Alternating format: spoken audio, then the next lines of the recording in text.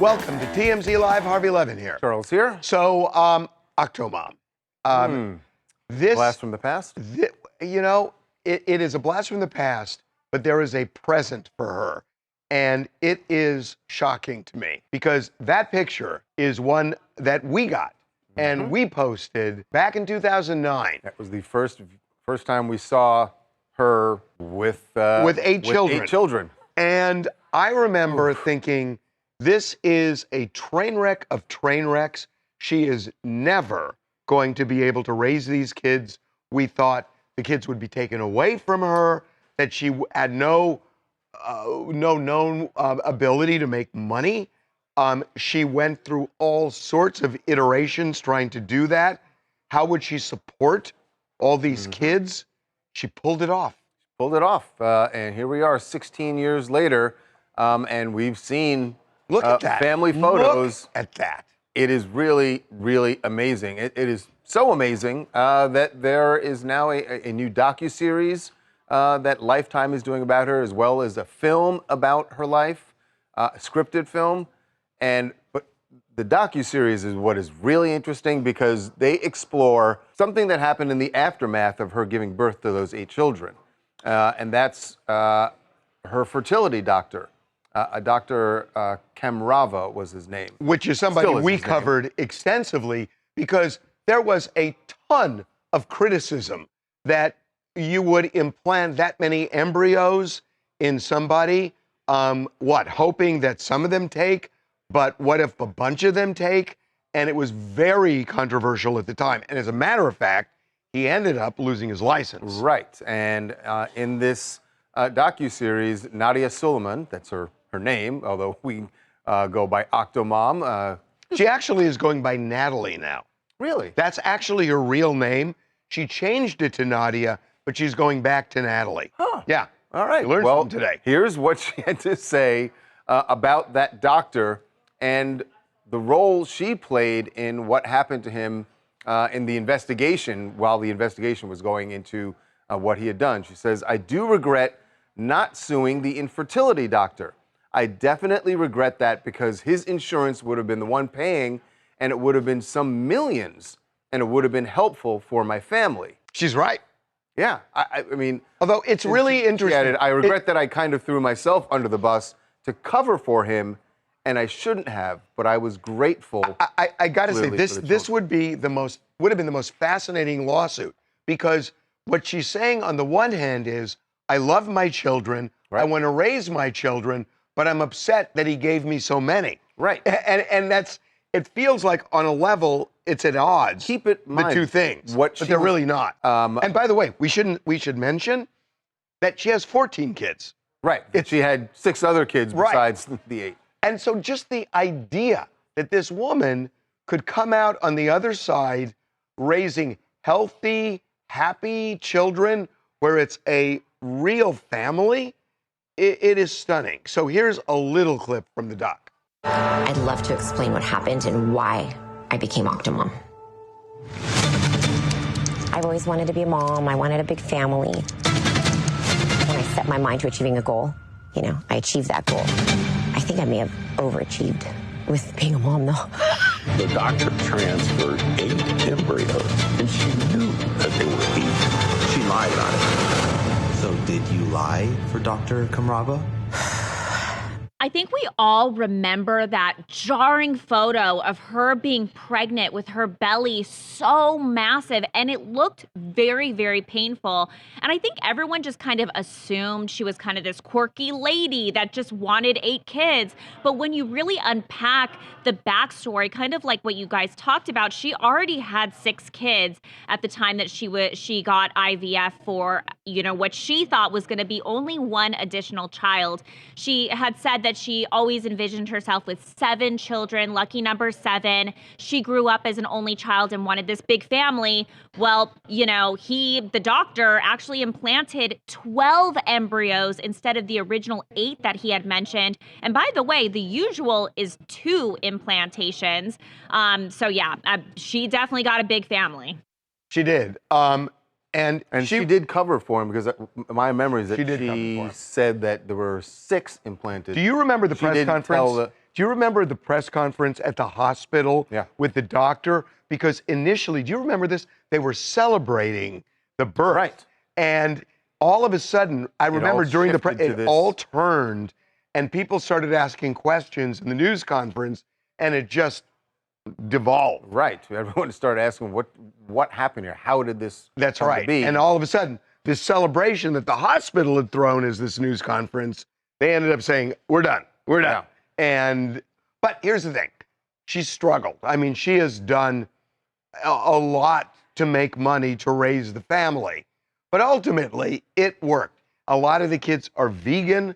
I think there's one special needs child, and she's taking care of that child.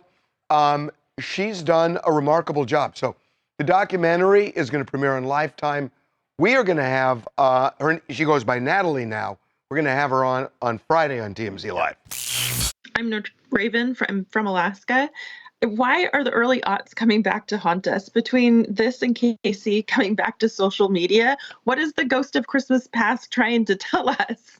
It tells us there's hope. That I mean, honestly, I absolutely believed these kids were going to be taken away. Yeah. I thought there's no way that this is going to have any kind of a happy ending. And it did. Yeah. And I was wrong. And I'm glad I'm wrong. And I can't wait to see this. Yeah, can't wait to talk to her. Okay, we're going to move on. Yes, to Jennifer Hudson and a dangerous night out with Common. Dangerous because they went to a Knicks game and they were sitting courtside. And we've seen this play out time and time again. We always say, if you're sitting courtside, you got to have your head on a swivel. You got to be ready because loose basketballs start flying. And fast. And they come in fast. So that's what happened to Jennifer Hudson. And Common was sitting right next to her. And now he's getting heat because of what happened to her. And it's not when you watch this. I know. Because I think what he did here was absolutely heroic, maybe even super heroic. Watch.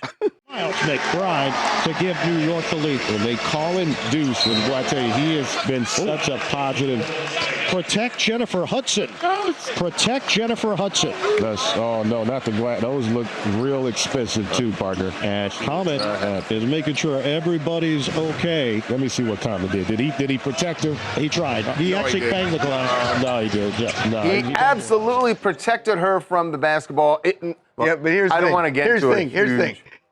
Not only did the basketball hit her, but he did his hand. His arm ended up hitting her. But I don't think the basketball hit her. I think he saved her from that. Yeah, okay, well, I'll give you he didn't get hit with the basketball. She saved him for that. But personally, she looks pissed and he's laughing. Like, there is nothing funny about me just getting smacked upside the head. Why? You barely guarded me because what? Barely guarded? You barely guarded me. She could have been hit in the head with concussed. the basketball. I almost got run over by a basketball player. Well, that he can't do anything. You're sitting courtside. That's not uncommon. But you're sitting here laughing, like even the commentators were like, dang, did he save her? Oh, yeah, he saved her. Oh, nah, he could have did a little bit more, in which he could, like, dang, do a little bit more, and actually, like, don't laugh about it. What does he do? I'm not laughing, what is he don't supposed laugh. to do? What is he supposed to do? Baby, oh my God, are you okay? Oh my God, babe. Oh my God, gosh. you've got what? Get on your knees and it's ridiculous. Did I just hear that right? I wanted to say, if I'm not laughing, you better not be laughing. No, not after I just got knocked upside the head with the basketball on national television. You did not get knocked upside he stopped the head. that from happening. She should Such say thank reflexes, you. amazing reflexes. Thank you. You know who she should say thank you to? Her hairstylist, because that bun did not move an inch. It was standing on top of her head. So if the basketball had hit her, the bun would have moved and she would have been concussed. Bravo, Common. Common's a hero. He's a hero. Common is a hero there. Honestly, Madison Square Garden, they should hang his name up in the rafters. Now, get him a banner. Common The Knicks aren't chewed getting out one. on the way home. Common got chewed out in that black car. This is celebrity justice. I mean, they stopped the whole game saying, Jennifer, if it was Joe Blow, would they have done that? Yes, they would have stopped it just to make sure everyone. I don't know. They do. I don't know. Demetria Davis out of Atlanta, Georgia. First of all, I don't think we talk enough about Jennifer and Common, but last night sitting courtside at the Knicks game, here comes a loose ball out of nowhere. Now listen up, ladies. Two things. Number one, if you're with the one that you truly love, that supports and protects you, we don't have time for other balls. But speaking of protection, listen, give me a Common with some common sense. Because the question was, did he save the day? And listen, trust me, I watched the video in slow-mo, and I must say, yes, he did. And bravo. right, Now, listen, ladies, end of if you're not story. watching End of story, right? He doesn't have to say anything else, right? Right. Can I ask you a question? If you were in Jennifer Hudson's shoes and that happened to you and your boyfriend stopped the ball from hitting you, wouldn't you say thank you? I would be more than satisfied with what he did, because the fact that he blocked and he protected me from getting smacked directly in my face says a lot about who he is as a man. I just want to. By the way, I you just want to sounded very, like you sounded JD very Vance. Trumpy. I know. You sounded it very sounded totally Trumpy. JD Vance, which is what I was thinking of when I said it. Shouldn't you I know. say thank I you? shouldn't have said that. I thought of that too. Wow. Okay, we are going to take a break. All right, when we come back, not a laughing matter for Bhad Bhabie. The father of her child was involved in a shooting, and he was the victim of a shooting last night in downtown LA. Where was LaVon when the shooting went down? At a very popular and somewhat infamous strip club. We will give you all the details when we come back.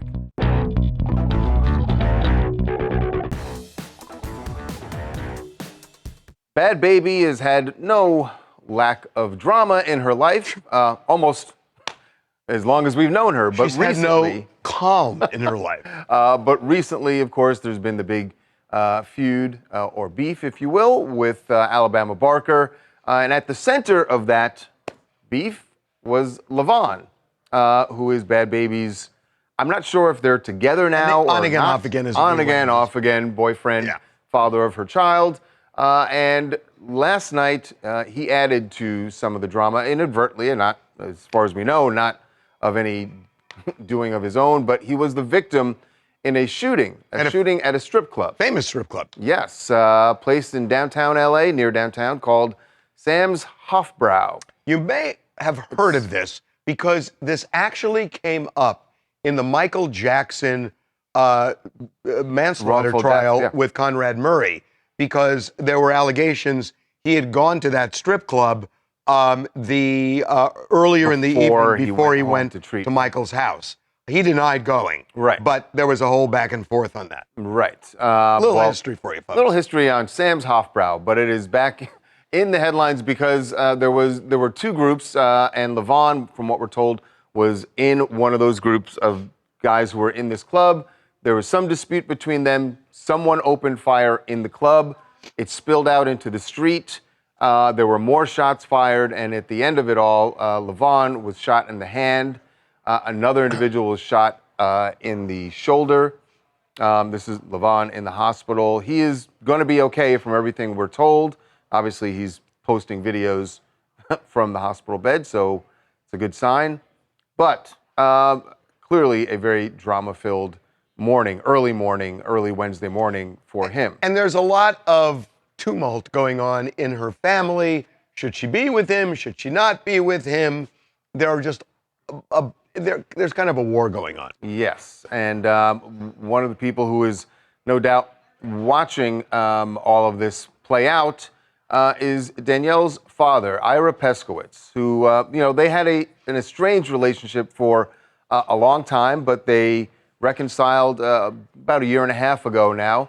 And he has been, as you see there, has been in her life and around his grandchild as well. So he has met LaVon, knows LaVon, and he is joining us now to talk about what went down early this morning. Ira, welcome to TMZ Live.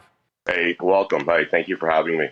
So, Ira, from what we've heard so far, I don't know that the feud between Danielle, as you call her, we called her Bhad Bhabie, but I get it, you call her Danielle, and Alabama Barker had anything to do, at least as far as we know at this point, with what happened to LaVon this morning. Have you heard anything otherwise? No, I haven't. I don't know anything about the investigation. As a law enforcement officer myself, I'm going to keep out of the investigation. I'm going to let LAPD do the investigation. If they want to reach out for me and ask me any questions, I'll be willing to answer any type of questions to assist in the investigation. But it's on their turf. It's all what they do, and they do a good job at it. Ira, can you tell us what the status of Danielle's relationship is with LaVon? Are they together now? I know that they're together. I mean, I haven't heard anything else differently. He's there with her. He loves her. She loves him. Obviously everybody in this world at times have a little bit of conflicts in their relationships, but they're working things out.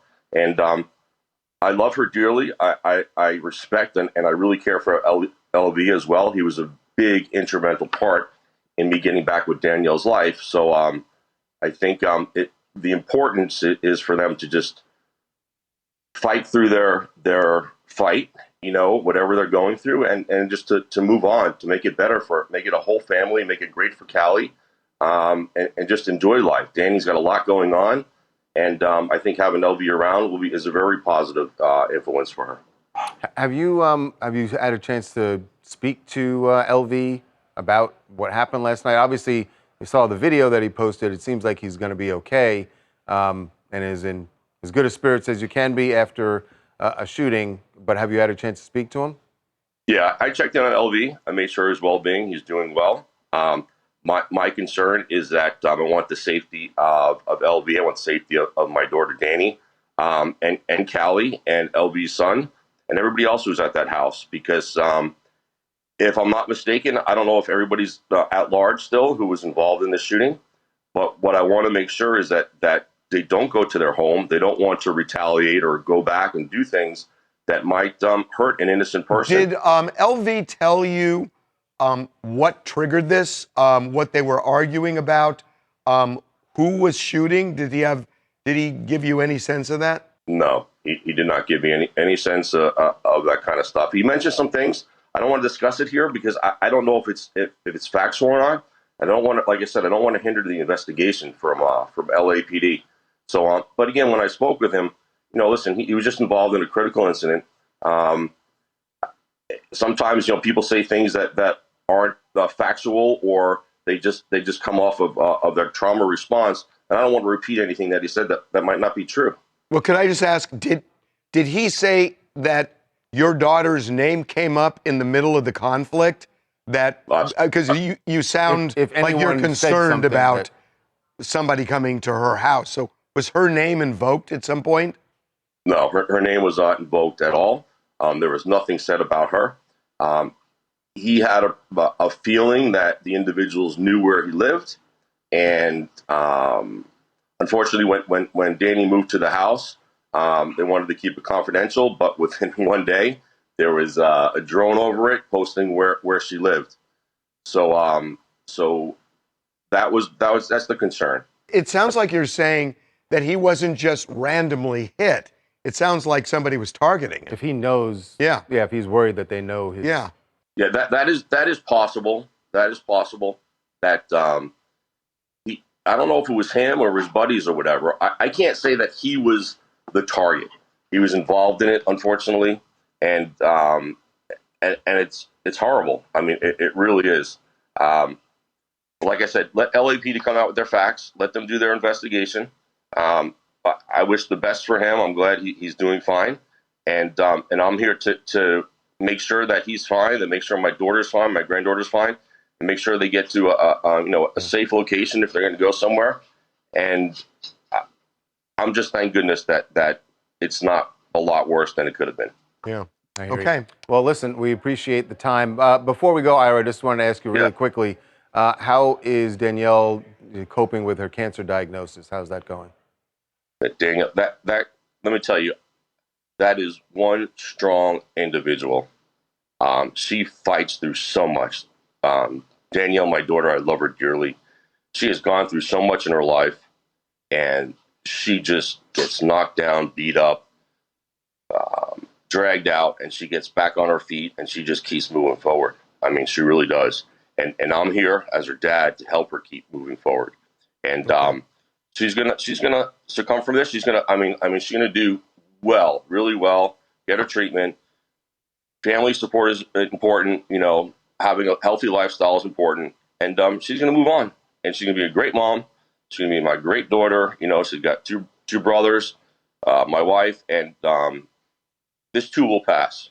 There'll be water under the bridge. Yeah. Okay. Ira, thank you so much for joining us. Ira. Really appreciate it. All right. Thank you, guys. Bye. Thanks again. Okay. Yeah. Okay. Like you said, no. They need some calm. Yeah, they do calm in indeed. their life. We're going to take a break. All right, when we come back, Casey Anthony, legal advocate. She has launched her new gig. It's going to cost you a bit if you want some of her assistance. But is she crossing a line here? Is she breaking the law by getting into this legal job? We're going to be joined by the judge in her murder trial. What does he think about her venture into the law? TMZ's got every freaking thing. Big celebs, big stories, big events. Justin Timberlake made Portland kids' dream come true by joining a bike bus ride. And they always listen to Justin Timberlake. Cry me a river when they fall. Yeah, right. It's TMZ. Casey Anthony's new job has a lot of people up in arms, other people just sort of scratching their heads. Why and how is she doing this? And then I'm sure there are other people who are like, you know what? I'm going to check that out. We told you that Casey is now offering legal advice, or at least she says she's a legal advocate. And you can talk to her about legal matters on her Substack. This is a subscription service that she is rolling out. I believe it's anywhere from, I think it's $10 a month, where you can buy a pack for $100, save some money. But should she be actually offering legal advice? And can she? By the way, we're going to bring somebody in who knows a thing or two. But you're also sitting next to somebody who has unique experience in this area. I've heard that perhaps you edited I was the editor of the American Bar Association's Unauthorized Practice Journal. They actually needed a journal for this? It's called Unauthorized Practice of Law Journal. And yeah, we did all sorts of things because paralegals were popping up and there were all sorts of clinics and whatnot. And yeah, we actually had a journal and I edited this for a couple of years. Did you ever feel offended that they wanted you as a lawyer to edit the unauthorized? No, I was never I was never offended by that. Anywho. Well, whether or not Casey can or should be doing this, actually something that caught the attention of a man named Judge Belvin Perry Jr. And he has history with Casey Anthony. He is now a retired judge, but he was the judge who presided over her murder trial. You know that she was acquitted of killing her daughter, Kelce. But Judge Perry saw what Casey was up to now and has an opinion about this, and he is joining us right now. Judge, welcome to TMZ Live. Thanks for having me, gentlemen. We appreciate it. So what say you about Casey Anthony's latest venture? Well, there's a saying, life without finance is not worth a darn. So this strikes me as one, her craving for attention. Two, trying to get that almighty dollar. And that's the size and substance, because as you mentioned before, she cannot give legal advice. She's not a lawyer. And she's cloaking this as being a legal advocate. And the strange thing about the whole thing is that you meet with her by email, and then she has a podcast. So that's the sum and substance of what I think about it. Now, but is she actually breaking the law? Depends on what she does. We don't know exactly what her role as a legal advocate is going to be. Is it going to be for PR for someone, setting up interviews, telling them about how to contact the media? Because she cannot give legal advice. So, you know, that really raises an interesting question. That Casey Anthony, it's almost like Sharon Stone in Basic Instinct when she said, what are you going to do, arrest me for smoking? That if she does cross that line and starts giving advice, and they prosecute her, you know, for doing that, because look, Judge, you know, there are a lot of people who do this. It's a thing, you know, in these clinics where, you know, you have a divorce kit or a probate kit, and they sometimes cross the line, but they don't get prosecuted. If she does it look like they're just trying to get, it's like OJ with the kidnapping case, that was payback for him not being found guilty in the murder case? I doubt very seriously, unless she really crosses the line on several occasions. I think they'll just live and let live. Yeah. I just don't think she'll be prosecuted. Yeah, I agree. And I guess if you're not prosecuted, you haven't crossed the line, right? No, You that's have to no, be no, convicted. no, no, no, You have no. to, you have to No, be it convicted does of not mean crossing the that. line, right? Well, you can cross the line and they don't prosecute. I mean, that happens. If a tree falls in the woods and no one's there, did the tree fall? No, they could say, we know it's a violation, but we're not going to single We're going to her look out. the other way. Yeah, I mean, that happens. Judge happens all the time, right? Prosecutorial discretion, that's what it's called. Yep. All right. So I want to ask you both something because we were talking about Casey's new job this morning, and I know what you're saying, that it is illegal to offer someone legal advice if you are not a lawyer. Right. But if I disclose to someone, if Casey discloses, or if someone calls, if I have a friend, Judge, who calls me and says, I was involved in this car accident, I'm not sure what to do, and I just say to my friend, look, I'm not a lawyer, but if I were in your shoes, I would probably contact this person and do this and do X, Y, or Z. Have I just broken the law? Judge, could I take this one? Yeah, well, go he's ahead. our guest. Could I? I know. No, I want to ask you a question. I'm not saying I value his opinion more than yours, but I'm not going to ask a question. If I say to you, look, I'm not a doctor, but I can take your kid. No, hold on a second. No. Judge? It depends on it depends on the question and the advice that you're giving. If you're telling someone, well, talk with the insurance adjuster. If you're telling someone to gather your medical bills. But if you're giving them legal advice and trying to practice law, that's where you cross the line. So it really depends on each and every situation and the advice that's given. You notice she threaded the needle by saying a legal advocate, not a paralegal, not a lawyer. Mm-hmm. You got a judge and you got the ex-editor. The judge said that I think based on what the judge said, I would be fine to tell my friend that you should get this person's insurance, which is their not insurance which information. is not giving legal advice. Right. Advice. Okay. Judge, we appreciate you coming on. All right, y'all take care. And if you're interested and you want to pick up a copy of the Unauthorized Practice of Law Journal, good luck He's finding got it. several of them at his house. We're going to take a break. All right. When we come back, Travis Kelce is opening up about his decision to return to the NFL. It wasn't as easy as you might think. You're going to hear what he had to say about the other options he was weighing.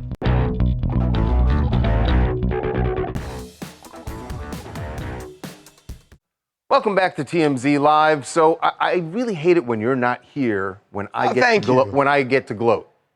Oh. All right? It's not that it's fine if you're not here.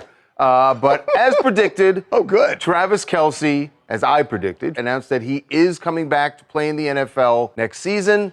He wasn't going to let it go after that disaster of a Super Bowl, if you want to call it that.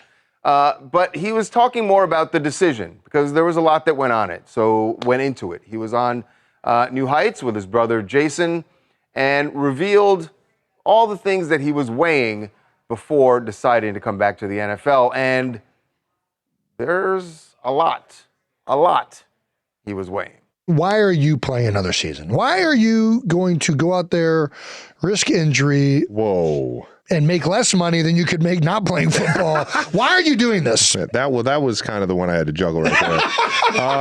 I think the biggest thing is that I love playing the game of football. That's a good reason. I let my guys down in a lot more moments than I helped them, especially if you look at my track record and how I've been in years past. I don't know that's true. I just, I want to give it a good run. My question is, Jason is Aaron Rodgers, though, a cautionary tale for him?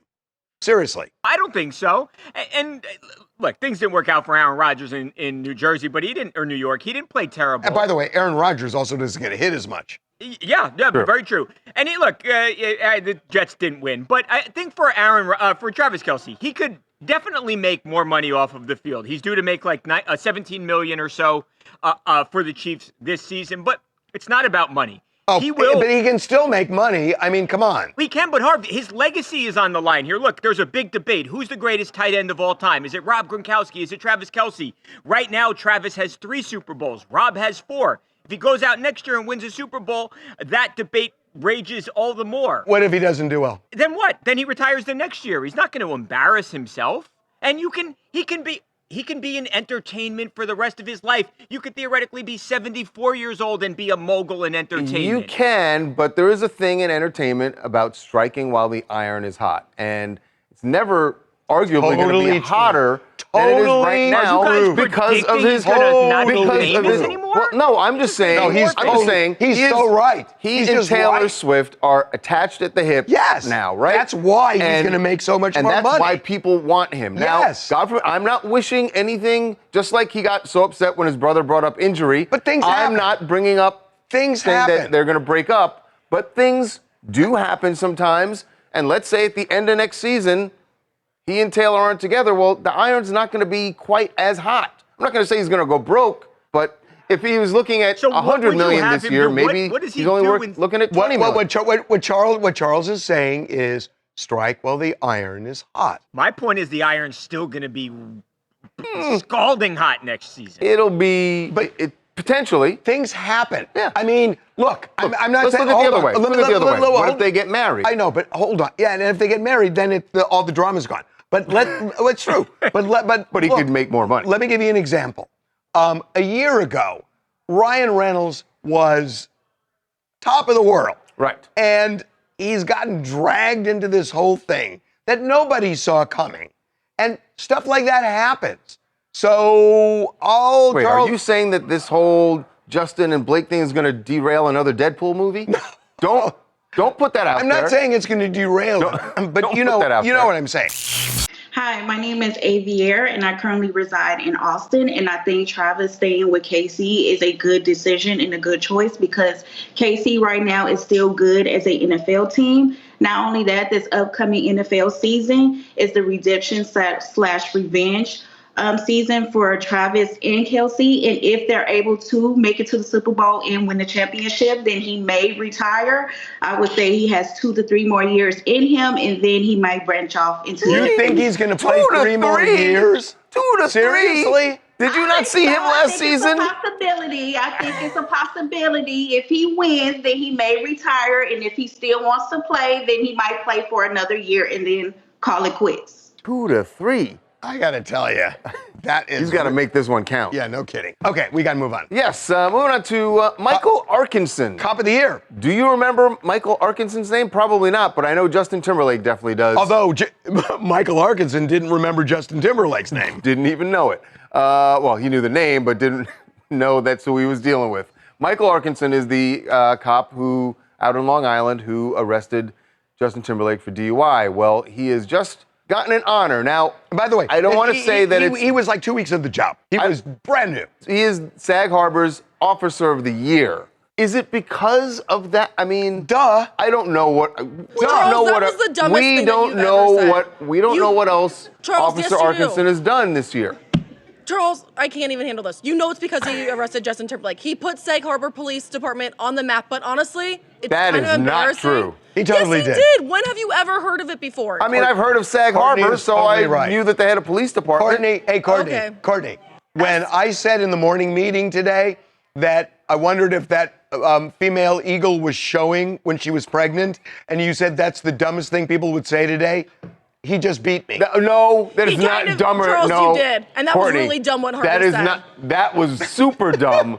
Mine maybe was like moderately dumb. You guys are my dumb. bosses. That's what's embarrassing. But honestly, mine was moderately dumb. But he really handled it well. He did, but he also had a partner that also arrested Justin Timberlake with him that didn't get any credit at all. If only one person gets Officer of the Year, Courtney. Yeah, only one gets the collar. That's a little bit embarrassing. And he didn't even know who Justin Timberlake was. He never heard of NSYNC. That's also another And that's insult. why he did such a great job. You wouldn't give him the honor because he didn't know NSYNC? Correct. Oh, now you just beat Charles. Yeah, keep it going. Whatever.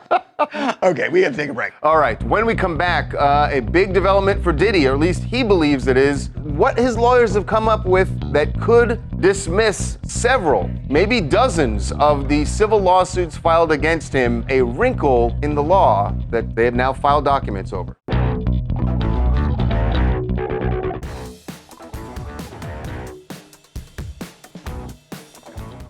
Hold my beer. I want to teach you something about the law. By the way, you do that. It's called and I'm gonna call the authorities. Because in case I didn't mention, as the editor of the Unauthorized Practice of Law Journal.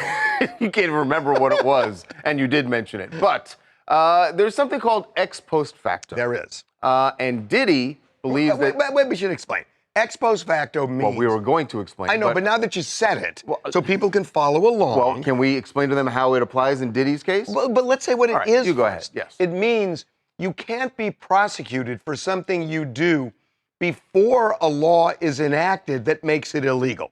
Right. And in Diddy's case, he believes it applies, well, possibly to several of the civil lawsuits filed against him. But in particular, he's starting with one that was filed last December. A woman, a Jane Doe, claims that he sexually assaulted her at a charity basketball game in New York City at City College in 1991.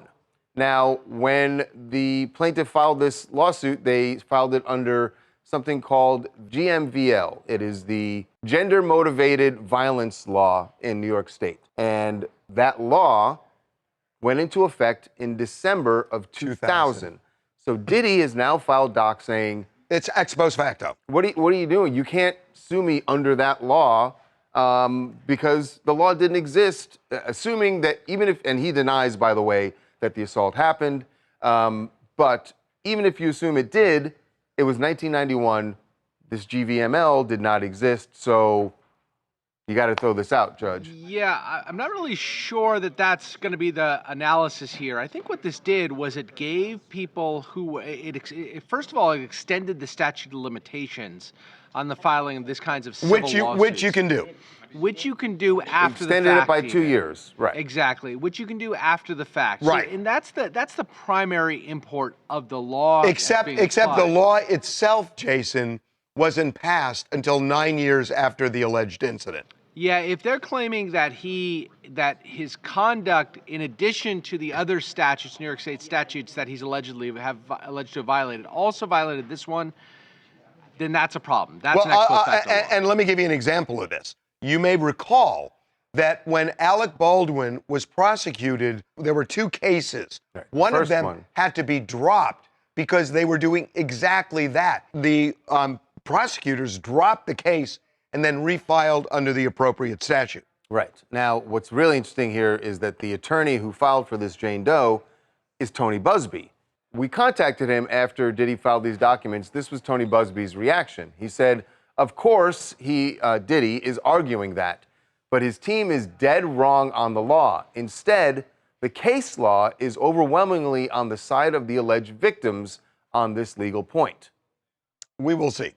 To be continued, and we will let you know. Hi, my name is Bridget from Milwaukee, Wisconsin. And here's the thing, and no pun intended when I say this, Diddy has tons of lawsuits, okay?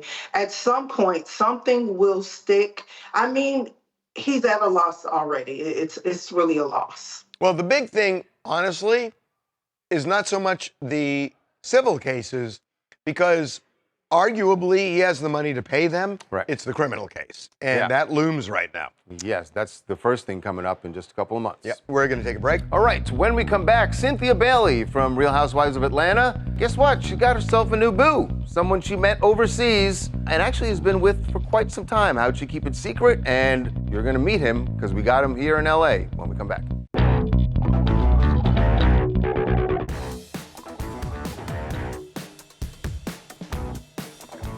Welcome back to TMZ Live. So, Cynthia Bailey, there have been a lot of rumblings that she's dating a new guy. In fact, there have been rumblings for a while. So, our intrepid cameraman Jake was at LAX yesterday and found Cynthia with a dude.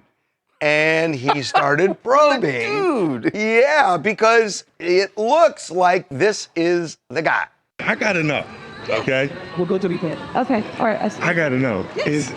Is this the mystery younger man? I mean, this dude's tall. He is tall. Is it? How's that going? It's going good. He's a musician. Oh, like he plays the instrument. He's a singer. We've been dating for almost a year and so. Wow. Yeah. How did you keep it under the radar? It wasn't so long? easy. What's up, Too Tall? How you doing, man? Okay, listen. Obviously you have her smitten, so I wondered. Like, she says you're an artist. What's it?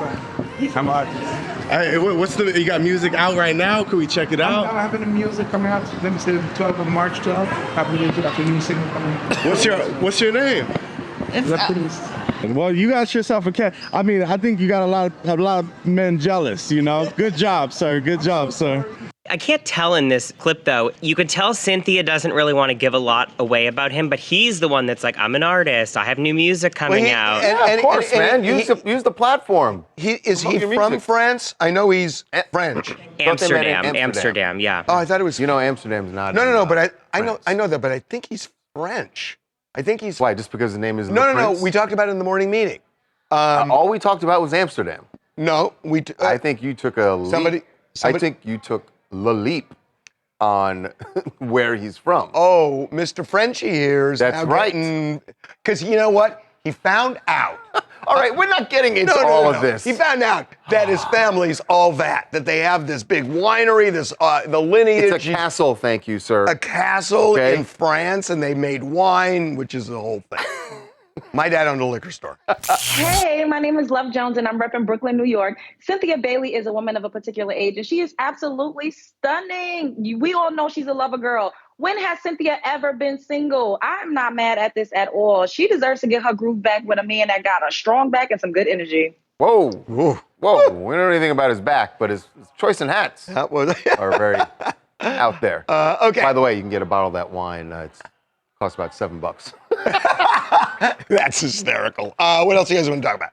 Hi, I'm Deontay from Detroit, and I want to comment on the Octomom story.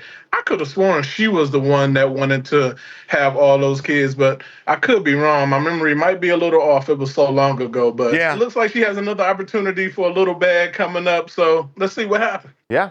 Boy, I'll tell you, these kids, she should push Vegas weddings.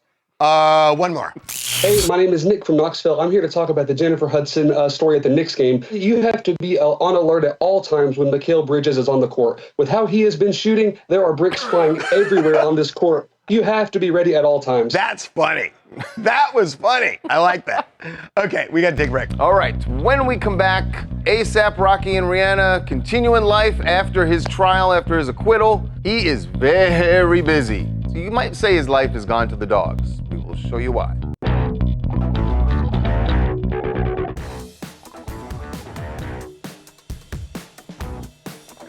Well, we knew that ASAP Rocky had a lot of business opportunities just waiting for his trial to end, including that fragrance called Guilty. Which is amazingly funny. Yeah, this wouldn't have gone well before the verdict. But now he's being celebrated in the world of fashion, which we know is a big deal for him. This was a Vogue photo shoot in New York and hanging with some Dalmatians. See, it works, Harvey. Let me tell you about fashion. The inside of his jacket. What do you call those things? Polka dots? I don't know. You're the one that says you know what's going on. I don't know. The inside of it looks kind of Dalmatian. I got to say something about this. I think it's so cool that he was found not guilty. That's the way the system works. 5 years ago, everybody is so afraid of, oh my God, criticism, that I don't know that this would have happened. But the fact that found not guilty, and all of a sudden everybody's embracing him again. I mean, that's the way the system should work. Plus he's got Rihanna. So he was winning anyway. True. We'll see you tomorrow.